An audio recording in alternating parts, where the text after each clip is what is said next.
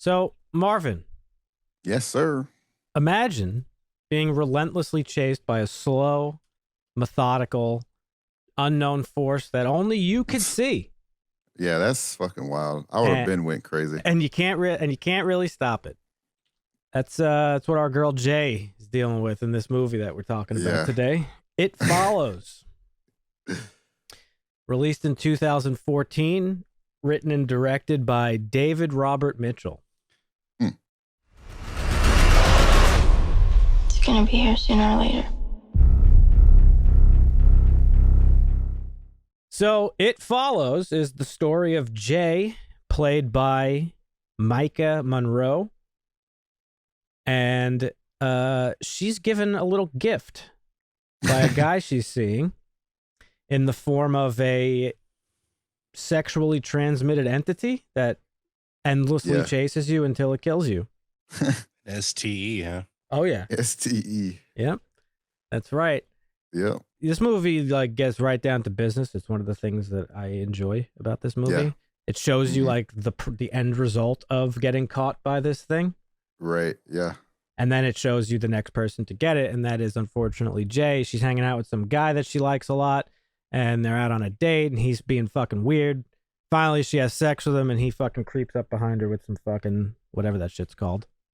Chloroform or something. Yeah, knocks her ass out and is like, hey, listen, so now there's this entity following you. Don't freak out. Don't freak out, but there it is. I mean, I just tied you to a chair and yeah. Don't freak out though. Yeah, and the remainder of the movie is her and her friends basically trying to basically figure out how to protect her, essentially. Which is really awesome. It's a really awesome premise in that her friends can't see this thing. Only she could see it. Yeah. And anybody else that's been infected by it can see it. So they're pretty much like as helpless as she is, and they're just trying their best. And it makes for a lot of really cool and interesting things. Our boy Paul, he's got it bad for Jay. Yeah. He's willing to die for that super ass. Bad. Yeah, he's like, what did he say? He's just, I want to help. I want to help. I just want to help. She's like, do you? I just want to help. You Yeah. just want to help or you just want to fuck? Like, what's going on here? But poor Paul, dude, he's got to watch her fucking bang like literally everyone else other than him. And he's just like, please let me help. Please let me help you. Fucking, she's hitting 3 dudes on a boat. But not Paul. That was wild. Not her lifelong friend, Paul. Yeah. Everybody but him. That was wild. Paul's fucking one of the dudes that's ranting on Twitter about She-Hulk. Sorry, what were you going to say? Nah, I found myself super anxious throughout the movie. Yeah. Wondering what the fuck is she gonna see next? Yep. The tall guy, that was the one that was like, nah, I would have fucking been out. Yeah, this movie's very effective. It's it's heavily inspired by John Carpenter and George Romero. Namely Halloween specifically. Yeah. This movie uses a lot of wide angle shots that just really like as you're looking like who's walking up next. It increases the presence and like Halloween, it's one of those things where you're looking around, you're like, oh, did I just see something by that bush? And it really just puts you into the paranoia that our main character is experiencing. The music. Imagine like having to question every single person that's walking up on you, like, oh God, is this the one? Is this? That's one of the cool things. The nature of it is that it could shapeshift, right? And it could take on the form of anybody you know or love, or that's past, present, future. Like it could just be anyone, and therefore, as you just said, it could fucking literally be anywhere. Yeah.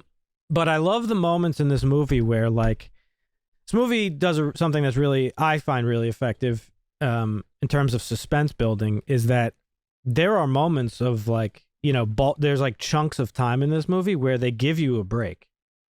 Yeah. And it's just nothing crazy is going on, but still that dread is looming, and you're fucking on the edge of your seat and you're like, when's it going to happen? And then they just fucking yank you right back into it, right? Mm-hmm. So disclaimer, I fucking hate this movie. What? But there are some brilliant things in this movie. Okay. You're really pissing me off tonight. 60s and 70s was a wild time for people growing up. Sure Peace, was. love, anti-war, have sex, have fun. Yep. And then you get into the 70s and 80s, and you got these slasher flicks that say, hey, kids going out, to the lake, have a good time. We're going to get fucking chopped up. Yep. And then you have the HIV/AIDS pandemic, and people are saying, hey, if you have sex, you're going to fucking die. Yeah. So my generation grew up, sex was demonized so much that, like, if you do this thing, you will fucking die. Like, stop demonizing sex. Please stop it.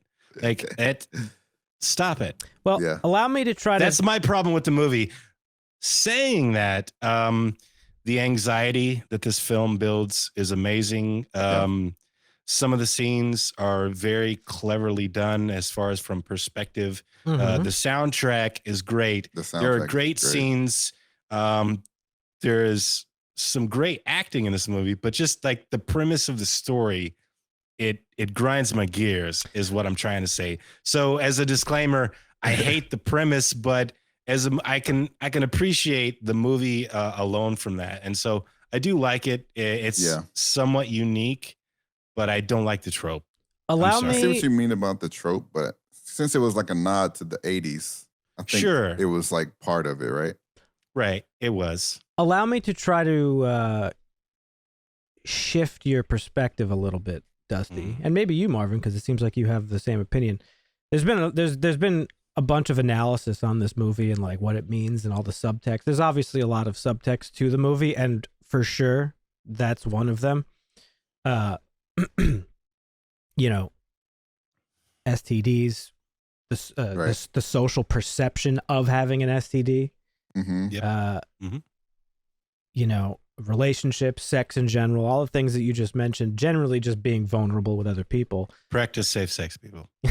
There's also some socioeconomic and like class stuff in this movie too. Some like post-recession like economic fears. It takes place in Detroit.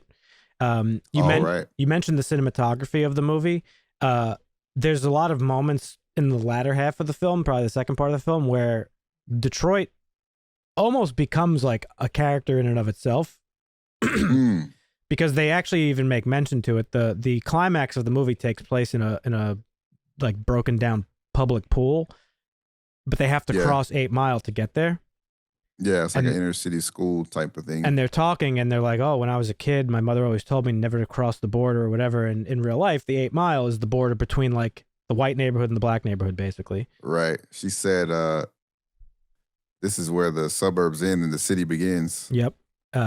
And, of course, everybody knows in real life, Detroit is like a rundown fucking destitute city. And the way it's shot, and it's like, this is a very quiet movie too. It's like a very just like lo-fi. I don't know if that would be the right word. It's just a very like low key movie. And those moments of peace even that we're talking about, a lot of them occur while they're just like walking the streets and like going to houses to do their investigation or whatever. And Detroit is like such a big part because like the fucking shitty quality of the place that they're in, how run down it is and just like left to ruin. It's like, it really fucking adds to that like impending doom that you feel. Yeah. But back to me trying to change your mind on this. So there is a lot of subtext, right? And if you really want to analyze it, like hyper-analyze it, I think the real subtext of the film is mortality and the fact that like we all at some point in our lives can kind of get lost in the thoughts of death and our own mortality. And like, as human beings, we have the choice to like live with that fear or let it consume us rather. And like, think about it all the fucking time. Or you have to just like, at some point, live your life, because if you're constantly consumed by fear of dying, like you're just not going to live a life. Right. Yeah. Her little friend or sister, Yara, when she was reading from that. Yep. I don't know what she was reading, but it had a lot of what you were saying there. Well, at the very end of the film, she's reading the end of the book, and it speaks to that exact thing. Yeah. Yeah. I think it's clear by the end of this movie that is like the actual message. Well, again, it's a great movie. It's a great story. Just that one trope. It irritates me. No, I understand it. But so Mitchell himself has said that, you know, he was inspired to make this story by reoccurring childhood dreams he had of being chased. And his dreams were induced by just anxiety he had as a kid. His parents were going through a divorce, and like he just had some stuff that he was dealing with. And as a child, like, you know, it's hard to work that stuff out. And these are his dreams. He said that he specifically did the sexual thing because he just wanted to have it pass from person to person, and he couldn't think of any other like logical way to do it. Yeah, it's a plot device. But speaking to what you said, like in the 80s, that was an actual trope. We mentioned it a few reviews back when we did Nightmare on Elm Street, that it was almost like a trope that developed to try to cater to conservatives of the time. Yeah. It's like, hey, watch our movie. We don't like sex either, right? And then it's now. Yeah, like it's. But now it's just a horror trope as like a meme, you know? Yeah. Right. This feels like if you sat down to a campfire at a campsite, like this is a story that some Christian nationalist would tell you. Yeah. Like, yeah, this girl, you know, she goes and fucks all these guys, and this demons start killing people. Like, don't have sex, idiot. Right. But do you think this story pulls more on the emotional strings because it is a woman instead of like if it was a girl passing it on to that guy? I forgot his name. The guy that passed it to Jay. Would it have been as good of a story? Would it have, if the roles were reversed? Would it be as anxiety inducing, or do you think anxiety inducing? Probably. Again, I liked the scene because we have two scenes here that are parallels of each other, right? And you were talking about the peacefulness of things. Like she freaks out and leaves and drives away, and then wakes up on the hood of her car. Like she got away. She was able to just like calm herself and get some rest. And then she wakes up and she hears the boast and she's like, there's some dudes out here. I'm just going to go fuck them and get rid of this thing. Cause fuck this thing. Yeah. I don't want it anymore. Right. And the guy, he's like driving around looking at prostitutes. Like, how am I going to get rid of this thing? Like, it's still about the dynamic of sex and power. Yeah. That's the interesting part because we don't ever really, it's never really confirmed that after Greg dies, that when she fucks those other guys and fucks Paul, that it's passed to them. I think she's still carrying it because as we know from the first guy, the whole point of it is when whoever he passes to, when they die, it goes back down the line. So I don't think her fucking those guys. I think that was pointless. I think her dead. Fucking Paul was pointless. I think Paul was just. I think she still had it the entire time. Well, which is kind of like how we see at the end the person walking behind them. I think it's. I think they're chasing Paul. Let me read you a quote from Mitchell himself. So he says that while Jay opens herself up to danger through sex is also the one way in which she could free herself from that danger, right? And that's what we were just talking about. And then he goes on to say, we're all here for a limited amount of time, and we can't escape our mortality. But love and sex are two ways in which we can at least temporarily push death away. Meaning like, you know, don't not live a life because you're afraid of something, right? Anything, not just death, right? Don't fucking not travel across the country. Rage against the dying of the light. Yeah. So listening to what he has to say and that story excerpt at the end, I think the sex part of the movie is less of the 80s trope of the dangers of sex and more the positives that sex and love in general will bring you, right? Like, I think that was it. And I get where you're coming from, Marvin, but I'm fairly certain like that she did pass it on to each person because we saw her clearly pass it on to the greaseball guy. Yeah, but do you think when you think you keep it and pass it on to multiple people? They don't really explain that much, so I think it's up for debate. Well, no, so if I have it and then when you and I fuck, well, now it's after you. Once it kills you, it now comes back to me. So it starts to progress down the line. But what if you shoot it in the head in the pool and all you see is blood afterwards? Well, again, so that stuff is up in the air. We're left to assume that it's stuck with Paul now, and that she chose to live a life with him. You know, speaking to this theme that we just read, you know, talked about his quote, and that she's allowing herself to be happy. You know, maybe she dismissed Paul all these years or whatever, because we don't know their whole history. We get a lot of it, that they were friends and each other's first kiss, and he obviously has a crush on her and all this stuff. So this is her, like, you know, obviously being like, oh, wow, he's a really nice guy. Like, he sacrificed his life for me. And then you're left with that little ambiguous ending, like, oh, is that person in the back it, or is it just a regular person? Because it's not quite walking slow enough to where it could be, but it kind of is. So it kind of just leaves things up in the air. And bringing the whole thing around, the ambiguity of this movie is what makes this movie so great. And it's the biggest strength of this movie.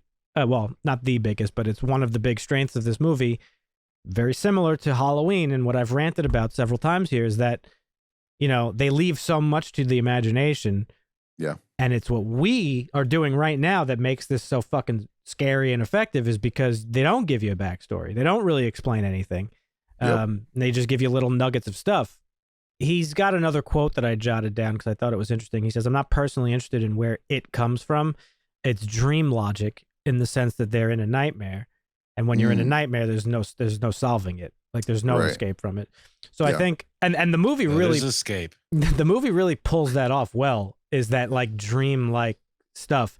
And it's a lot of those scenes that I said, that like calm that comes over the movie.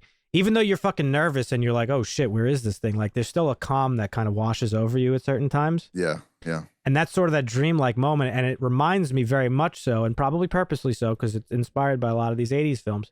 But it's very, very reminiscent of the end of Friday the 13th, the original one, where she's, you know, everything's over and she's in the boat, and she's, you know, there's the morning mist and there's the calm, happy music, and she's playing with the water, and then all of a sudden fucking Jason's corpse fucking comes up and pulls her into the water.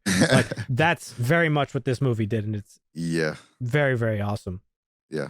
Marvin, I don't know if you've seen the original Friday the 13th, but if you don't know what I'm talking about, YouTube that scene afterwards and you'll get exactly what I'm talking about. That sounds familiar. I don't know. Maybe they recreated it in some of the other ones. I'm sure you've seen it before. You must have seen it at some point. I would think so. But. Yeah. If I could track this sexually transmitted entity, I go to the coast and I buy a sailboat and I chum water behind me the whole way. Well, it's interesting you said that. Right. This movie has stuck with me ever since I saw it in theaters, like originally when it came out. And it happens like randomly. It'll just like enter my brain when I'm like taking a shit or something. And I'm always just like, that's there's only one exit. Well, no, not because of that. It just randomly pops into my head, and it's always the problem solving things. Like, what if I was in this situation? Like, what would I do? And I have thought that, like, maybe I would just go live on a boat in like the middle of the ocean, but it would like get to you eventually, right? It figures shit out. Like, yeah, it's at like the end, it's on the roof. Yeah. Instead of coming through the door like normal, it's about to come through the goddamn window or so. I don't know what he was about to do. Come through the chimney like Santa Claus. He says in the beginning, the guy who gave it to her, like, it's smart. It's slow, but it's smart. So, you know, I'll think of like little things. Like, what would you do? Reality is I'd probably die fucking immediately, because like I would oversleep or something and it would just kill me in my sleep. Something stupid like that. But why does it never attack when she's asleep? I don't know. But I would probably just kill myself, honestly, and because I wouldn't want to deal with it. Because like, how would you live with that? Like, oh, like, I don't. Even if you passed it on, like Paul did a fucking very smart thing at the end, and he's like, oh, I'll fuck a prostitute. Yeah, smart. But or I'll fuck two prostitutes, and then they're just gonna exponentially fuck like that. In that, the logic of that on paper is this thing would not existentially. Is it existentially? Exponentially. Thank you. Exponentially spread to other people. Like, he's banging a prostitute. She's going to bang like 6 dudes tomorrow. And then they're going to bang and like, you know what I mean? It would just be exponential. Yeah. And that was a smart move. Yeah. And that's why the ending is so brilliant, because it just leaves you with that question of like, ooh. Yeah. Like, what's going on Is here? it the act of sex, or is it? Well, it's definitely, I think. You just like collect your fucking semen and then just make it rain on Manhattan, and then you could. Well, I think it's the act of sex specifically, but here's the thing though. Jay was like, she was given the tools to properly like deal with it, but properly. Like, she was told like, hey, this thing's going to chase you. You got to run forever. Yeah. Everybody else who doesn't have any awareness is just probably going to die immediately. Yeah. Right. Because they're not prepared for it. Right. But some of my plans, right? I think like, okay, I go out into the ocean, but I think the movie makes it clear, like, it can't be killed, right? The blood thing, ambiguous, yes, but like, we're left to assume it probably can't be killed because it probably would have by now. Yeah. But so I think you'd have to just like trap it indefinitely, right? Right. Put it in like. But I don't think you can trap it because. Well, they tricked it into going into the pool, so maybe you could trick it into going into like, encase it in cement and then throw the cement into the ocean. And then, but now you got vibranium cage. Yeah. Now you got a new problem though, because now you think you're fucking safe. You let this thing sink to the bottom of the ocean. Years go by. You let your fucking guard down, and then boom, it's back. It's gonna get out eventually. That's the thing. Speaking of killing it, everybody shooting in this movie was fucking reckless as hell. Yeah, fucking Paul. Jay almost killed Greg on the beach. Yeah, Paul shoots the other. Paul went from shooting his friend in the leg to perfectly shooting it underwater somehow. Take a gun safety course, people. That shit was crazy, dude. Then I also wonder when I think about this movie from time to time, like, what happens if this thing kills everyone in the chain? Like, then what? Right. Now, that's like thinking about what happened before the Big Bang. I was about to say, that's like what came first, chicken or the egg? Yeah. What happens when it gets to somebody that died? Then it probably just skips them. Shit. Yeah. These are the types of things that will put you in an asylum, folks. Can't be thinking about these things. Yeah, ambiguity is almost always better than explanation, in my opinion, especially when it comes to horror movies. You know my feelings on this. Again, I've ranted about Halloween several times, and this movie I feel the same. But overall, I actually think this movie is like a masterpiece. It's great. It's one of my favorite movies, period. Definitely one of my favorite horror movies. I think there's an argument to be made that it's one of the best horror movies like ever. It's certainly one of the best horror movies of the last 20 years. That's for damn sure. But amazing cinematography. The pacing is I love all the great. slow zooms they did on the faces. Yep, because it builds the wide angle shot is like it's such a masterful and effective tool in the arsenal of a filmmaker. Just that opening shot of the street at like dusk, and it's like oh shit, like it just sets it up so well. But yeah, pacing of this movie is fucking great. I think we talked about those like little chunks of time that just kind of like, okay, we're calm, and then oh fuck, we're not. Yeah, makes you really feel that dread, and then you're back in the nightmare. Speaking of freaking out, Marvin, I thought of you watching this because there's a moment when they stay over her house that first night, and she's freaking out, and it's in the house. She goes upstairs and she's like, I need water. Oh my God, I need water. I thought about your little weed freak out. And that's how I am too. We fucking get high. It's like, I just, oh my God, I need water. Yes. She's panicking. Exactly that way. I don't know how many times I just said, run, bitch, in this movie multiple times. Like, she was just like, okay, you've seen it a couple times now. Just run at this point. You don't have to look at it and like, oh my God, it's happening and just run. Dialogue's great, acting's great, simple story, no explanation. Love this fucking movie. Has a 6.8 on IMDb. I'm giving it an 8. 8 for me, boys. Damn, I respect that. I respect that. Where you at, Marvin? Hit me with it. I'm trying to think. I'm just trying to think about all the things. Well, so you haven't outwardly said it. You liked the movie. You enjoyed it. Oh yeah, I liked the movie. Okay. I enjoyed it. I'll probably give it a clean 7. Oh, okay. That's cool. Dusty? I'm gonna give it a clean 7. The hater. Right with Marvin on this.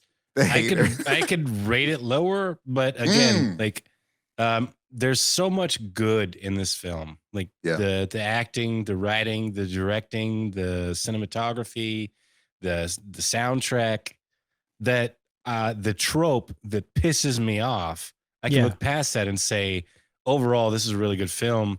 And if you haven't seen it, you can watch it, but I'm still annoyed by that. So, I won't give it the 8 that you think it deserves. I think it probably better than a 6.8. I'll give it a 7. That's fair.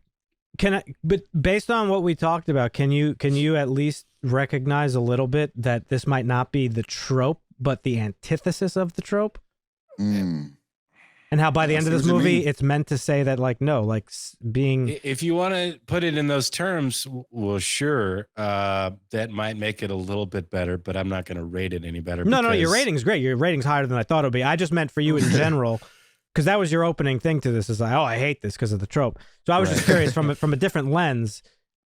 Do you maybe see how? I don't think you can't put a movie like this out, no matter what you're trying to say, subjectively or objectively about the trope. Yeah, you're saying it, and so therefore I am annoyed. Fair.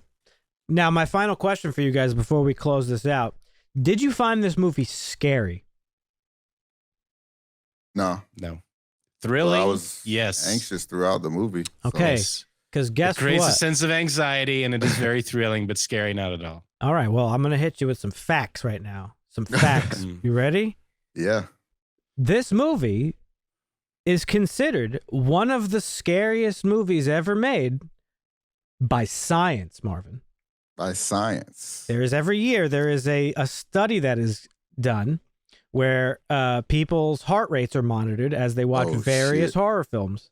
And It Follows has consistently, for the last couple of years, has fallen in either the 6 or 7 spot with an average resting heart rate among its audience members of 64 BPM. That's the person's average heart rate at rest. During the film, the average heart rest is 81, and the highest spikes during the film is 96. Shit. So, according to science, this is one of the scariest movies out there. That's interesting. I don't know. I don't buy it. I mean, it's just a fun little thing, but interesting for sure. Well, right, but okay. So I guess my problem with that number, and I appreciate that it's fun. It's true. Yeah. I guess. Well, Is science. it scary or is it thrilling? Because you can be thrilled in your heart race. Like you get on a roller coaster, Yeah. and it's for some people it's scary as fuck, but for other people it's like, yeah, this is fun as fuck. Thrilling and scary is a fine line. I agree. True. I think That is true. so. I don't think this movie's like scary. There are moments I think that are creepy Is this and movie scary. scientifically proven to get your heart racing a little bit? Sure. Yeah. Does that mean you're scared or thrilled? Yeah. Subjective. There's definitely moments of like scariness, but for the most part, it's definitely like a thriller, like edge of your seat. Like this is a cerebral like horror movie. Visceral is what they would say, right? Right. And my last point too, speaking of scary, this movie has a couple of jump scares, but not cheap ones, and I appreciate that. True. Yeah. But that's it for us, folks. Let us know what you think of It Follows. If you haven't seen it, check it out. It's a really, really fucking good movie. It's got it's 7s from these two guys and an 8 from me. So check that out. If you haven't done so already, consider subscribing to our... Speaking of follows. Yeah. You follow. It follows us. Come follow us. Check out our YouTube and subscribe if you haven't done so already. Hit the notification bell for more videos. And we do a podcast once a week, just like this one, on every major platform. So check that out as well. But we appreciate you listening and or watching, and we'll catch you in the next one. See ya. Asta.